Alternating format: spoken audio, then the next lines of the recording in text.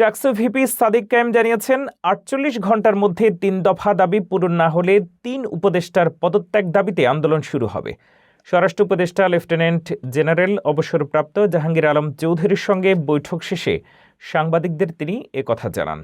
সাদিক কায়েম বলেন, ওসমান হাদির উপরে গুলিবর্ষণের সঙ্গে জড়িত প্রত্যক্ষ হামলাকারী, পরিকল্পনাকারী ও সহায়তাকারীদের গ্রেফতার করতে হবে। গোয়েন্দা সংস্থা ও সংশ্লিষ্ট সকল অর্গানকে দ্রুত জবাবদিহির আওতায় আনতে হবে এবং গাফিলতির প্রমাণ পাওয়া ব্যক্তিদের বিচার করতে হবে। এছাড়া হামলাকে সমর্থনকারী কালচারাল ফ্যাসিস্টদের সামাজিকভাবে বয়কট করতে হবে। দ্বিতীয় দাবিতে তিনি জানিয়েছেন, নিষিদ্ধ আওয়ামী লীগের বিরুদ্ধে এলাকা ভিত্তিক অভিযান শুরু করতে হবে এবং সব ধরনের অবৈধ অস্ত্র উদ্ধার করতে হবে।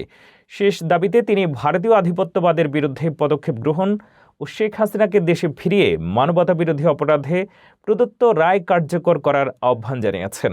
সাদিক কায়েমের এই ঘোষণার পর ৩ উপদেষ্টার পদত্যাগ দাবিতে আন্দোলনের হুঁশিয়ারি আরও দৃঢ় হয়েছে।